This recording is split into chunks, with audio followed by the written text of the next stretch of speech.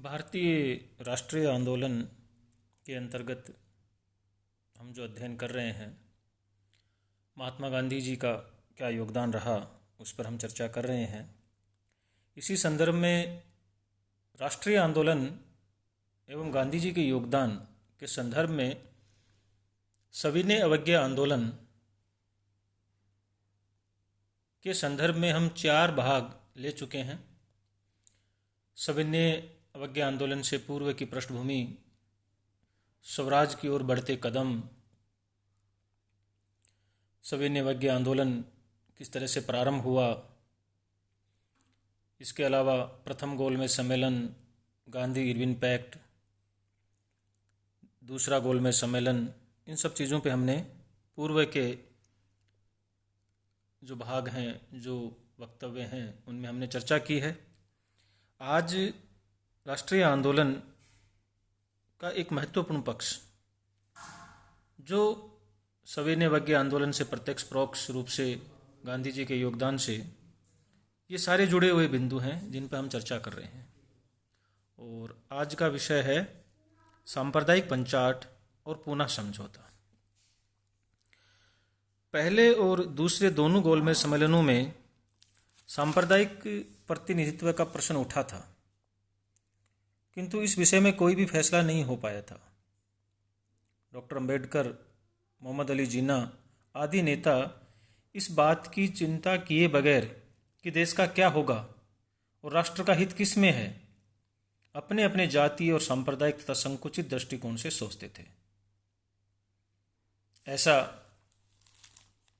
Doctor Subhash Kashyap और doctor MP राय की पुस्तक भारतीय शासन एवं राजनीति 1978 के पृष्ठ संख्या 130 में लिखा गया है। इन्होंने इस चीज़ पर विस्तार से चर्चा की है।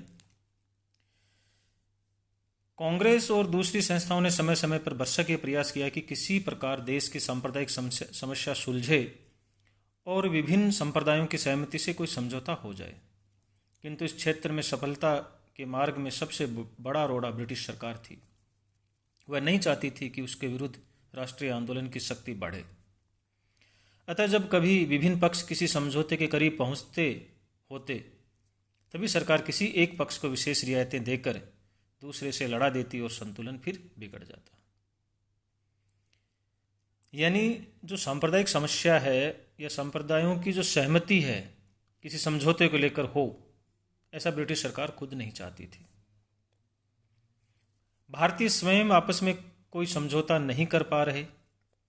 इसी तर्क की आड़ में ब्रिटिश सरकार ने 16 अगस्त 1932 को विभिन्न संप्रदायों के प्रतिनिधित्व के विषय पर एक पंचाट प्रकाशित किया। 16 अगस्त 1932 को विभिन्न संप्रदायों के प्रतिनिधित्व के विषय पर पंचाट प्रकाशित किया ब्रिटिश सरकार ने, जिसे सांप्रदायिक पंचाट या कम्युनल अवार्ड के नाम से जाना जाता है। इस पंचाट ने पृथक निर्वाचन पद्धति को न केवल मुसलमानों के लिए कायम रखा, बल्कि उसे दलित वर्गों के ऊपर भी लागू कर दिया। मुसलमानों, ईसाइयों, सिखों, आंग्ल भारतीयों तथा महिलाओं तक के लिए पृथक निर्वाचन की व्यवस्था की गई। श्रम, वाणिज्य, उद्योग, जमींदारों तथा विश्वविद्यालयों के लिए भी पृथक चुनाव क्षेत्र निर्धारित किए गए। कुल मिलाकर निर्वाचकों को 17 विभिन्न भागों में बांट दिया गया। योजना केवल प्रांतीय विधानमंडलों में ही लागू की जानी थी। केंद्रीय विधानमंडल के निर्णय का प्रश्न अनिर्णित छोड़ दिया गया, क्योंकि उसमें देशी रियासतों के प्रतिनिधित्व का भी प्रश्न अंतर्निहित था। अब पंचाट में पृथक निर्वाचक मंडलों को अल्पसंख्यक समुदायों के लिए कायम रखा गया था।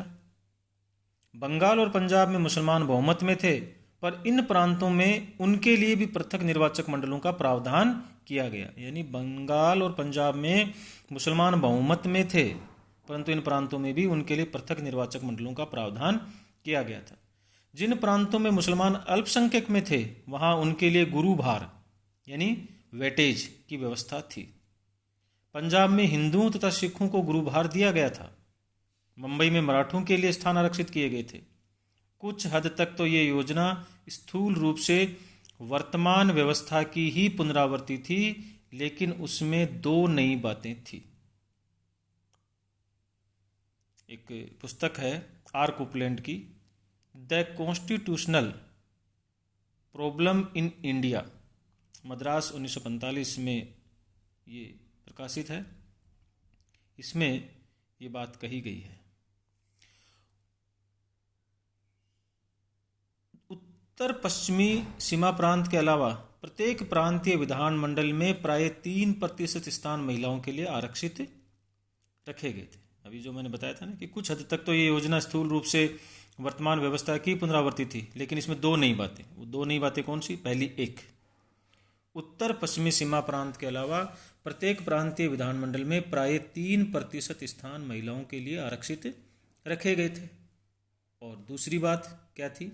दूसरी बात ये थी, दलित वर्गों को एक अल्पसंख्यक वर्ग मान लिया गया था और उन्हें पृथक निर्वाचक मंडलों का निर्णय करने का अधिकार दिया गया था। इसके अलावा उन्हें साधारण निर्वाचन क्षेत्रों में मत देने का भी अधिकार दिया गया था। दलित वर्ग के लोगों के लिए पृथक निर्वाचन क्षेत्रों की योजना के पीछे अंग्रेजी कूटनीतिज्ञों की ये चाल थी कि उन्हें हिंदुओं से अलग कर दिया जावे। पंचाट की कड़ी आलोचना हुई, जो स्वाभाविक था, क्योंकि वह सचमुच मुसलमानों, यूरोपियों और ईसाइयों के प्रति पक्षपातपूर्ण था तथा हिंदुओं के साथ न्याय नहीं करता था। यानी ये पक्षपातपूर्ण था किनके प्रति? मुसलमान, यूरोपीय और ईसाई, और हिंदुओं के साथ इसमें एक तरह से बहुत बड़ा अन्याय हो रहा था। उदाहरणतः बंगाल में हिंदू कुल आबादी के 44.8% थे, किंतु उन्हें केवल 32% स्थान दिए गए। आप ध्यान से सुने, बंगाल में हिंदू कुल आबादी के 44.8% थे, किंतु उन्हें केवल 32% स्थान दिए गए थे। मुसलमान बंगाल की कुल आबादी का 54.8% थे, किंतु उन्हें 47.6% स्थान दिए गए। 44.8 वाले को 32 और 54.8 वाले को 47.6। यूरोपियों को जो कुल जनसंख्या का केवल 0.01% थे, ये बहुत ध्यान देने वाली बात है, यूरोपियों को जो कुल जनसंख्या का केवल 0.01% थे, उन्हें 10% स्थान दिए गए। यानी 0.01, 1% तो बहुत दूर की बात है, 0.01% वालों को 10% स्थान दिए गए। यूरोपीय थे वो। बंगाल और पंजाब में हिंदू अल्पसंख्यक समुदाय थे, किंतु उन्हें कोई गुरुभार नहीं दिया गया। भारतीय समाज के जितने तरह के विभाजन संभव दिखाई दिए, वे सभी पंचाट ने करने का प्रयास किया। इस प्रकार पंचाट पृथकतावादी शक्तियों को प्रोत्साहन देता था तथा राष्ट्रीय एकता की भावनाओं को कमजोर करता था। यह अंग्रेजों की फूट डालो और राज्य करो की नीति का ही विस्तार था।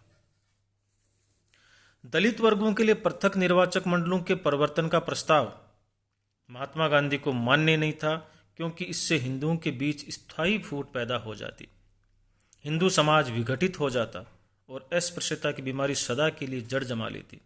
उन्होंने चेतावनी दी थी कि वे प्राणों की बाजी लगाकर भी इस प्रकार के प्रयत्न का विरोध करेंगे। यहाँ हम इसी संदर्भ में चर्चा करें। 13 नवंबर 1931 को अल्पसंख्यक वर्ग समिति की बैठक में ये महात्मा गांधी का व्याख्यान है, जिसमें उन्होंने कहा कि वे अपने प्राणों की बाजी लगाकर भी इस प्रकार के प्रयत्न का विरोध करेंगे। और हम उनके वक्तव्य को, उनके व्याख्यान को अगर विस्तार से पढ़ना चाहें, देखना चाहें, तो इंडियन राउंड टेबल कॉन्फ्रेंस उत्तर पूर्व द्वितीय अधिवेशन, proceedings of the federal structure committee and monetary committee, जिल्द 3 और पृष्ठ संख्या 1381 से लेकर 1385 में और ज़्यादा इस व्याख्यान को हम विस्तार से पढ़ सकते हैं। किंतु सरकार ने गांधी जी के निवेदन और चेतावनी पर कोई ध्यान नहीं दिया। अंत में 20 सितंबर 1932 को दलित वर्गों के लिए पृथक निर्वाचक मंडलों की व्यवस्था करने के ब्रिटिश सरकार के निर्णय के विरोध में गांधी जी ने जेल के अंदर ही आमरण अनशन प्रारंभ कर दिया। गांधी जी के अनशन से देश भर में चिंता छा गई। जनता की प्रतिक्रिया की व्यापकता देखकर सरकार भी घबरा उठी। पृथक निर्वाचक मंडलों के समर्थक डॉक्टर अंबेडकर जैसे दलित वर्गों के नेताओं और इस व्यवस्था का विरोध करने वाले नेताओं के बीच शीघ्र ही 26 सितंबर 1932 को एक समझौता हो गया और ये करार सामान्यतः पूना समझौता या पूना पैक्ट के नाम से विख्यात है। ब्रिटिश सरकार ने इसे सांप्रदायिक पंचायत के रूप में स्वीकार कर लिया और लागू कर दिया गया। समझौते में व्यवस्था की गई कि प्रांतीय विधानमंडलों के साधारण स्थानों में से दलित वर्गों के लिए प्रांतवार कुछ निश्चित स्थान आरक्षित कर लिए जाएं और सारे प्रांतों में इस प्रकार कुल मिलाकर 148 स्थान आरक्षित किए जाएं। केंद्रीय विधानमंडल में ब्रिटिश भारत के लिए निर्धारित सामान्य स्थानों में से 18% दलित वर्गों के लिए आरक्षित रखे जाएं। इन आरक्षित स्थानों का निर्वाचन 2 स्तरों में होना निश्चित हुआ। पहले स्तर में सामान्य निर्वाचन क्षेत्र में दलित वर्ग के सारे मतदाता प्रत्येक आरक्षित स्थान के लिए दलित वर्ग के 4 उम्मीदवारों को चुनते और इसके बाद सामान्यतः निर्वाचक मंडल इन 4 उम्मीदवारों में से किसी एक उम्मीदवार को अंतिम रूप से चुनता। यानी समझौते में क्या व्यवस्था हुई कि प्रांतीय विधानमंडलों के जो साधारण स्थान हैं उनमें से दलित वर्गों के लिए प्रांतवार कुछ निश्चित स्थान आरक्षित किए। सारे प्रांतों में इस प्रकार कुल मिलाकर कितने स्थान आरक्षित किए गए? 148। केंद्रीय विधानमंडल में ब्रिटिश भारत के लिए निर्धारित सामान्य स्थानों में से 18% आरक्षित कर दिए गए। यानी प्रांतों में कुल मिला के 148 स्थान और केंद्रीय विधानमंडल में ब्रिटिश भारत के लिए जो निर्धारित सामान्य स्थान हैं उनमें से 18% दलित वर्गों के लिए आरक्षित रखे जाएं। ये बात पूना पैक्ट में की गई। इन आरक्षित स्थानों का निर्वाचन अब 2 स्तरों में होना था। कि निर्वाचन कैसे होता है? पहला स्तर क्या था कि सामान्य निर्वाचन क्षेत्र में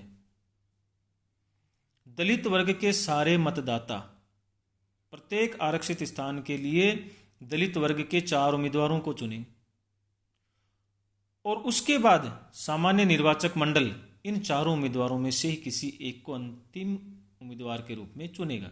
यानी पहले दलित वर्ग के ही मतदाता 4 उम्मीदवारों को चुनेंगे, वो भी दलित वर्ग के होंगे और फिर उन 4 में से किसी एक का चुनाव सामान्य निर्वाचक मंडल करेगा। इस प्रकार पुनः समझौते में स्वीकृत निर्वाचन पद्धति पृथक और संयुक्त निर्वाचनों के बीच का मार्ग थी। दलित वर्गों को सांप्रदायिक पंचायत ने जितने स्थान दिए थे, पुनः समझौते ने उससे लगभग दुगुने स्थान उन्हें दिए। ये उनका निर्वाचन अन्य हिंदुओं के साथ संयुक्त रखने की कीमत थी।